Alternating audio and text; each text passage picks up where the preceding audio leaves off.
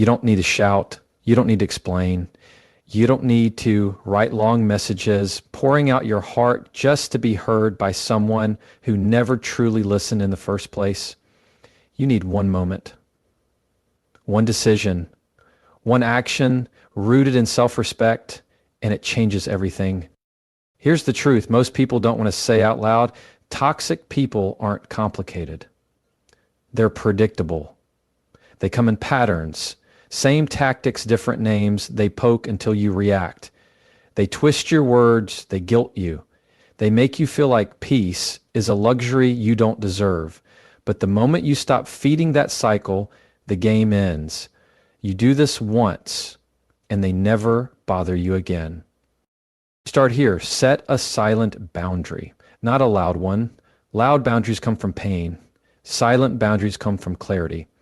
When someone crosses your line and you don't scream, you don't threaten, you don't fight, you just shift.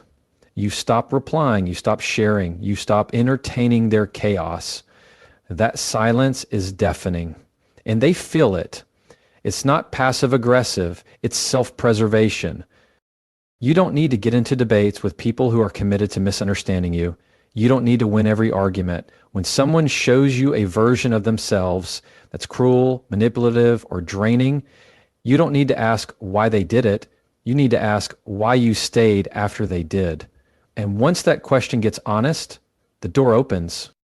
Some people only stay in your life because you keep letting them explain away their bad behavior. The moment you stop over-explaining, they panic. They thrive off your need to be understood.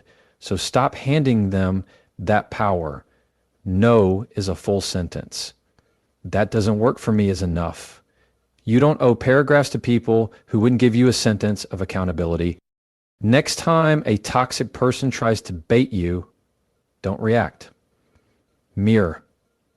Not emotionally, but calmly. Let their sarcasm echo back as indifference. Let their insults bounce off a face that doesn't flinch. Let them watch you protect your peace without lifting your voice. It confuses them. Why? Because they can't argue with someone who doesn't step into the ring. Then go deeper. Don't just cut contact. Cut access. There's a difference. You can block someone's number and still think about them all day, but when you truly remove access to your energy, your time, your emotional space, that's when you win. You stop talking about them, you stop checking on them, you stop letting their shadow live rent-free in your head, and that is where your freedom begins. If someone can disrespect you once and stay in your life, what you've told them is, there's room for this behavior here. But the first time you calmly show them there's not, everything shifts. Not because they changed, but because you did. And sometimes all it takes is one firm, quiet move to reclaim your peace. This isn't about revenge. It's not about being cold. It's about drawing the kind of line that says, I love myself too much to live in your storm. And the moment you make that choice, even once, toxic people lose the map to find you. And you start breathing again. Toxic people often rely on your reaction to fuel their behavior. It's not just what you say. They're watching how you respond, how flustered you get, how much attention you give them. The louder your reaction, the more control they feel they have over you. They thrive in chaos. They know how to press the right buttons because they've learned your emotional patterns. The moment you start raising your voice, over-explaining yourself, or defending every move you make, they feel like they're winning. That's why setting a silent boundary is the one thing that flips the entire game on its head. It confuses them. They expect a fight. They expect tears. They expect drama. But when all they get is silence, stillness, and no reaction, they don't know what to do with it. That's power. A silent boundary is not about ghosting people or being passive-aggressive. It's about making a decision within yourself that someone no longer deserves access to the parts of you they once exploited. It's a decision that says, I'm not going to teach you how to treat me anymore. I'm just going to show you that mistreating me means losing me. You don't announce it. You don't warn them. You don't even argue. You just shift. The conversations become shorter. The explanations disappear. The emotional investment dries up. You start replying with peace instead of proving your point. And slowly, they start to realize that they're losing the grip they once had. Toxic people don't respond to logic, they respond to energy. That's why trying to reason with them feels like talking in circles. They twist facts, they deflect blame, they manipulate emotions. But when you respond with calm detachment, when you set a boundary that isn't loud or reactive, they start to lose their leverage. Think of it like turning off the lights in a room where someone's trying to perform a show. The audience is gone, the spotlight is off, the performance becomes pointless, and eventually they walk off the stage. What makes silent boundaries so powerful is that they protect your peace without putting you in emotional debt. You don't have to spend your energy explaining why you're hurt. You don't have to write essays defending your decision. You don't even have to convince them they're wrong because you've stopped seeking their validation. That's what changes everything. When you stop needing toxic people to understand your pain, you finally start healing. And they feel that shift. They feel your silence. They notice the absence of your attention. And they realize that whatever game they were playing, they're now playing it alone. The beauty of this approach is that it doesn't require confrontation. Not everyone deserves closure. Not everyone deserves a goodbye speech. Some people deserve nothing more than your absence.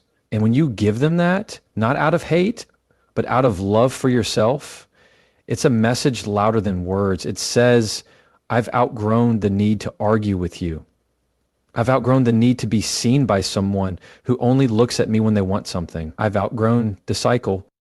And here's what's even more powerful. When you start setting silent boundaries, you start attracting peace into your life. You realize that not everything needs your reaction. Not every insult needs your defense. Not every accusation needs your explanation. Some things are simply not worth your breath. That's not weakness. That's maturity. That's emotional intelligence. That's you choosing to respond from a place of strength rather than insecurity.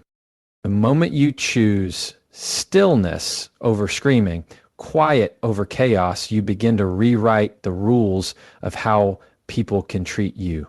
And toxic people, they don't stick around when they're not being fed. When you stop being available for the games, the drama, the emotional tug of war, they retreat. Not because you told them to, but because your energy no longer entertains their dysfunction.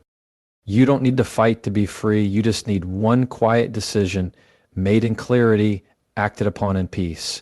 Set the boundary once. Let your silence speak the message you're tired of repeating, and watch how quickly those who thrived off your reactions suddenly have nothing left to take. Toxic people rarely listen to your words. They study your patterns. They want to see how much space they can take up in your life before you push back. And when you try to argue or explain, they use your own words against you. That's why traditional confrontation doesn't work with them. What does work is mirroring, not mocking, not copying, but reflecting their behavior back at them in a calm, composed, and emotionally neutral way. When someone speaks with disrespect and you mirror it back with quiet boundaries instead of emotional chaos, they see themselves in a way that's hard to escape. And most toxic people cannot stand their own reflection. Mirroring is a subtle form of communication that doesn't require direct confrontation. It's about holding up a mirror without raising your voice. It's when someone tries to manipulate you with guilt, and instead of justifying yourself, you let the guilt fall flat. It's when someone tries to gaslight you into believing your reality is false, and instead of spiraling into self-doubt, you calmly say, that's not how I experienced it, and leave it at that. The point is not to get them to agree. The point is to anchor yourself in truth and let their confusion be theirs to carry. And that's what makes mirroring so powerful. It's not defensive, it's reflective. It doesn't attack, but it makes toxic behavior uncomfortable to maintain. Let's say someone repeatedly interrupts you in conversation, not by accident, but as a way to dominate or dismiss your thoughts. You don't interrupt back with the same aggression. You mirror their lack of respect with firm silence. You stop engaging until they notice. You don't explain, you keep cutting me off. You just go quiet until the weight of their rudeness becomes obvious. It forces awareness, not always right away, but over time, your behavior tells them, I won't play that game. Or maybe someone constantly blames you for things that are out of your control. Instead of rushing to defend yourself like before, you stop feeding that blame. When they say, this is your fault, you respond with stillness. I don't see it that way. No emotion, no back and forth, no trying to convince them otherwise. That calm disagreement, mirroring their own deflection with unwavering steadiness, stops the conversation from becoming another round of emotional ping pong. The key is staying grounded. Toxic people want you to get emotional because emotions are easier to manipulate. But when you're calm, when you're centered, when you mirror their patterns instead of reacting to them, they lose the ability to control the interaction. You're not there to fix them. You're there to protect you. And mirroring is one of the cleanest ways to do that without compromising your integrity. It's important to remember that mirroring isn't about revenge. You're not doing it to hurt them. You're doing it to help yourself. You're creating a psychological pause, a moment where they can see their own reflection through your unshakable response. Whether they take that moment to change is not your responsibility. Your job is to stop giving them the emotional firewood they need to keep the dysfunction burning.